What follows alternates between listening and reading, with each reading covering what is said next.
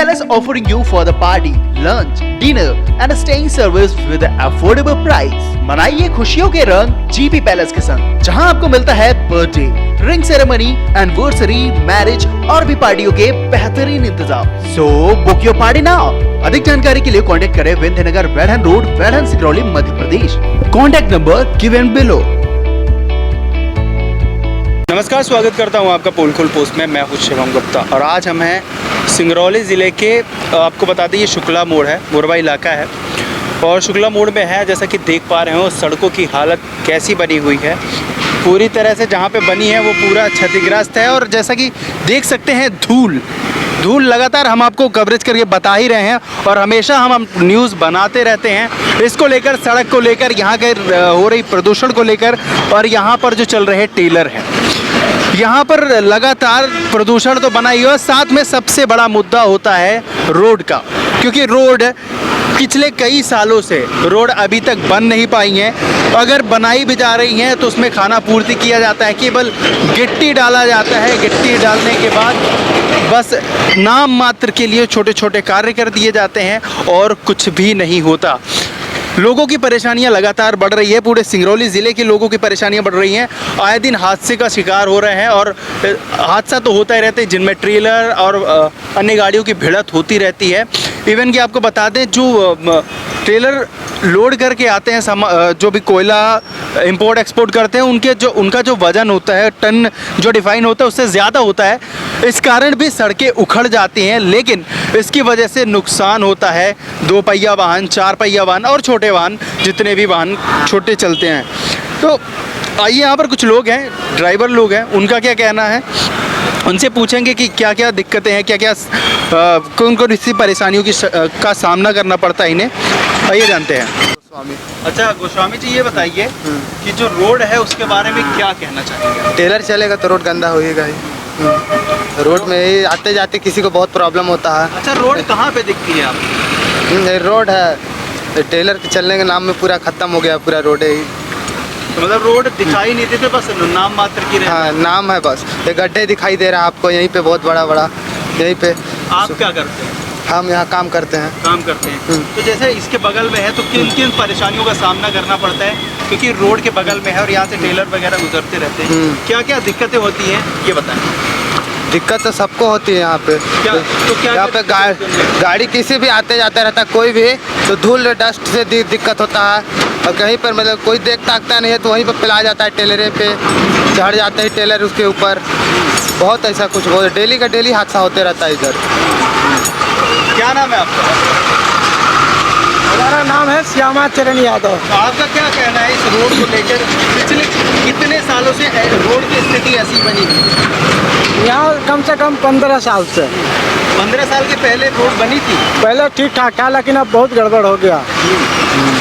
तो ये बताइए कि कैसे जो भी रोड बननी है उसको लेकर जो भी धूल डस्ट होता रहता है, आपका रहना यही होता है ना? हम लोग तो दिन रात डस्ट खा रहे हैं तो समझा नहीं जाता है कितना खा चुके, कितना निकाल चुके।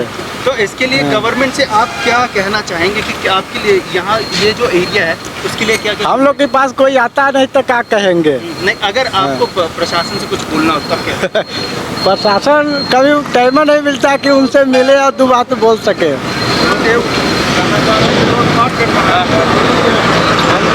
अच्छा, आपके हिसाब से अगर बोले तो टेलर के लिए अलग से रोड बननी चाहिए? हाँ, अलग से बन जाए तो बहुत अच्छा रहे, क्योंकि इसमें छोटे वाहन भी निकलते हैं, बड़े वाहन भी निकलते हैं, इसके कारण एक्सीडेंट होते हैं। हाँ, होते रहता। तो इसी के साथ जैसा कि आप देख सकते हैं ये रेलवे क्रॉसिंग का एरिया, गोरवी तरफ का ये रोड है जो गोरवी तरफ जाता है। तो जैसे देख पा रहे हैं यहाँ पर जो रोडें बनाई गई हैं इनमें बड़े बड़े पत्थर डाले गए हैं। ये भी कुछ दिन पहले ही, 2-3 दिन पहले ही डाले गए हैं, क्योंकि यहाँ बहुत बड़ा गड्ढा था और पिछले कुछ दिनों में पानी की बरसात भी हुई थी, जिसके कारण यहाँ पर बहुत बड़े गड्ढे हो गए थे। और गड्ढे होने के कारण यहाँ से निकलना और जो भी अगर यहाँ से गुजरता था उसके लिए आप कह सकते हैं जैसे 2 पहिया वाहन निकलते हैं, उसके लिए निकल पाना बड़ा मुश्किल होता था। क्योंकि अगर गलती से भी कोई भी क्रॉसिंग कर रहा है तो पूरी तरह ब्लैक हो जाता है। हमारे साथ एक सज्जन जुड़े हैं जो यहाँ से गुजर रहे थे और उन्होंने ऐसी इच्छा प्रकट करी कि इन्हें भी कुछ बोलना है मीडिया के माध्यम से गवर्नमेंट को। तो आइए जानते हैं क्या कहना है इनका। क्या नाम है आपका? जी, मेरा मनीष कुमार त्रिपाठी नाम है सर। मेरा ये कहना है कि ये रोड जो है अगर बन जाती तो हम लोगों के लिए बड़ी सुगमता हो जाती घर से आने जाने की।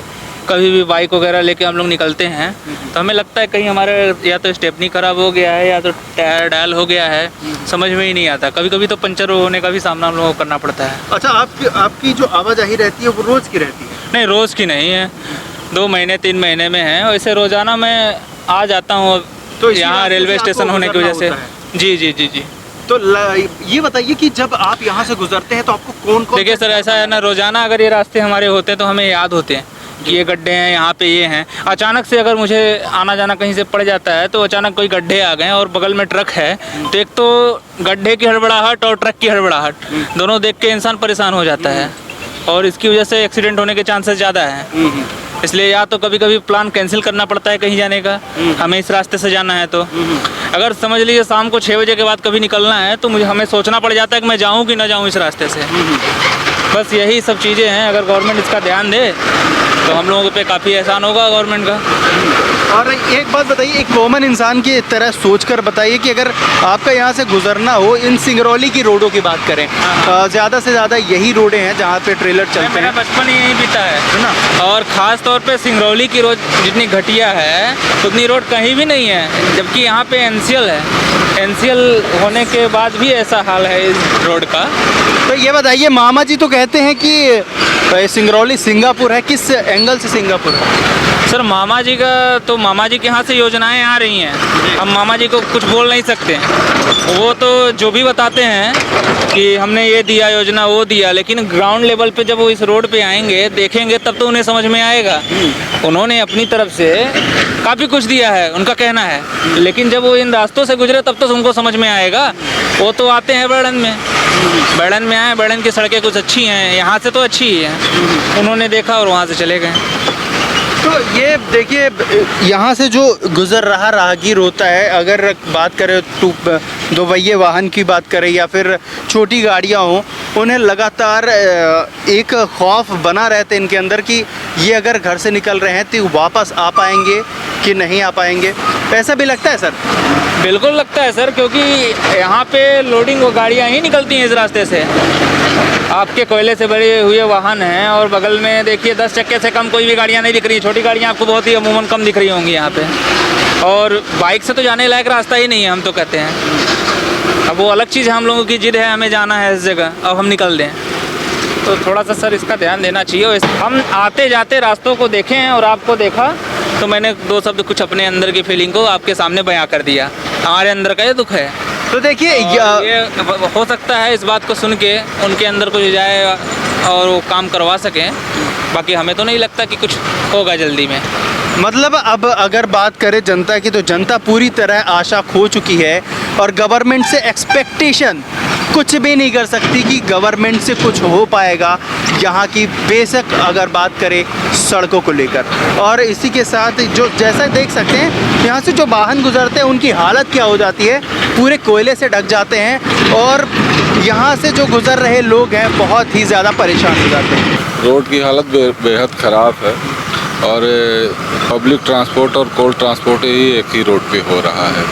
यहाँ प्रबंधन को चाहिए कि कोल ट्रांसपोर्ट की अलग रोड बने और पब्लिक ट्रांसपोर्ट की अलग रोड, जिससे सुगमता से ट्रांसपोर्ट भी चल सके और जनता को भी कोई तकलीफ ना हो। इस रोड पे हैवी व्हीकल चलते हैं, जिसके चलते रोड बार बार ख़राब होती है और आने जाने में लोगों को परेशानी का सामना करना पड़ता है। और जैसा कि पिछले कई सालों से यही चलता आ रहा है, लोग कई साल से डिमांड करते आ रहे हैं, लेकिन गवर्नमेंट अभी तक नहीं सुन रही है। अब ये गवर्नमेंट कर रही है या यहाँ कोल प्रबंधन कर रहा है, उन चीज़ों की जानकारी अपने को डीपली नहीं है, पर अगर जो यहाँ के जनप्रतिनिधि हैं उनको इस चीज़ के बारे में आवाज़ उठानी चाहिए कि भाई कोल ट्रांसपोर्ट की अलग रोड हो और पब्लिक ट्रांसपोर्ट की अलग रोड हो, जिससे दुर्घटनाएं भी कम हों और लोगों को सुविधा भी मिल सके। तो ये बहुत ही अच्छा पॉइंट है, आपने कहा कि अगर जो कोल ट्रांसपोर्ट है वो अलग हो और पब्लिक ट्रांसपोर्ट अलग हो। जी आपका क्या कहना है इन रोडों को लेकर? अब रोड को लेकर सर क्या है ना कि अब यहाँ से आदमी गुजरता है तो इसमें एक चक्कर अगर मंजिल पहुँच जाता तो अपने आप को मानता कि चलो ठीक है, सुरक्षित महसूस करते हैं। अब बाकी यहाँ की स्थिति तो ये बताए कि इतना दयनीय स्थिति है कि रोड के बारे में कि क्या बताया जाए। अब ये शासन प्रशासन पता नहीं आवाज़ उठती है, पता नहीं कि क्या यहाँ के जनप्रतिनिधि की आवाज़ वहाँ उठाते नहीं हैं कि क्या नहीं है, इसको बारे में तो हम लोगों को ज़्यादा जानकारी नहीं है। जैसे कि मामा जी ने कहा सिंगापुर बन चुका है, ये बनाया जाना है, उसके बारे में क्या? देखिए सब चुनावी स्टंट हैं, उन चीज़ों को कौन मामा जी क्या बोले कि एक्स सीएम क्या बोले, उन चीज़ों पे क्या है कि चुनाव के पहले कौन क्या बोल देता है, उन चीज़ों पे कौन कितना खरा उतरता है, मैं उसके बारे में ज़्यादा नहीं बोलूँगा। लेकिन फिर भी यह क्या है कि ये कोल एरिया है, यहाँ से सरकार को काफ़ी ज़्यादा आय होती है, तो मतलब कम से कम इतना तो कर ही सकती है कि कोल ट्रांसपोर्ट की अलग रोड हो और पब्लिक ट्रांसपोर्ट की अलग रोड हो, जिससे वाहनों का जमाव भी कम हो, जाम कम लगे और सुगमता से कार्य भी चलता रहे। और इसी के साथ एक छोटा सा सवाल, लास्ट सवाल ये है, जैसे कि जनप्रतिनिधि जो हैं अपनी यहाँ सांसद महोदय, उन्होंने अभी शुरुआत करी थी कि मरम्मत कार्य होगा, लेकिन इतने कई दिन हो गए पर मरम्मत कहीं आपने देखी? कहीं नहीं। मरम्मत की तो भूमि पूजन भी कर दिए, पर दिखता तो मेरे को कहीं नहीं कि कहीं मरम्मत होती है। और इस अगर बरसात में मिट्टी डाल दी जाती है तो हाँ वो तो गड्ढे होंगे भाई। जो यहाँ तो प्राइवेट जो ट्रांसपोर्टर हैं उनकी इतनी ज़्यादा दिक्कत है, उनसे एक तो उनका रेट जिस रेट पे उन्होंने करार किया, इस रोड को लेके कोई भी ट्रांसपोर्ट कोयले का ट्रांसपोर्टिंग नहीं कर पाएगा। आए दिन गाड़ियाँ बीडी होती हैं, लोग घाटे में जाते हैं और कई तरीके की परेशानियाँ होती हैं। तो देखिए जैसा कि लोगों के मन में भी ये है कि जो कोल ट्रांसपोर्ट हो वो अलग हो और जो पब्लिक ट्रांसपोर्ट हो वो अलग होना चाहिए। कैमरामैन अमित के साथ मैं शिवम गुप्ता। क्या आप भी रहते हैं अपने स्किन और बालों को लेकर परेशान? तो आज ही आइए SMS फार्मेसी और मिलिए डॉक्टर BK शास्त्री, जिनसे मिलेगा आपको त्वचा और बालों से जुड़ी हर समस्या का समाधान। तिल, मस्से एवं गुप्त रोगों का विशेष इलाज किया जाता है। हमारा पता है कॉन्वेंट चौराहे के बगल में अटल सामुदायिक भवन के सामने, Bilaunji Bairhans, Singrauli, Madhya Pradesh. Contact number 7000523918 9009396655। Shri Krishna brothers and sale service, water purify, water plant, water cooler, water dispenser, mineral water 20 litre, air conditioner, Tata Voltas, geyser एवं सभी प्रकार के इलेक्ट्रिक व इलेक्ट्रॉनिक सामान उपलब्ध हैं। पता है पुरानी मार्केट, सिंगरौली, जिला सिंगरौली, मध्य प्रदेश। Contact number 9179603939 8109426288। और हाँ, हमारे चैनल को सब्सक्राइब करें, घंटी का बटन दबाना न भूलें, जिससे नई अपडेट आपको समय समय पर मिल सके।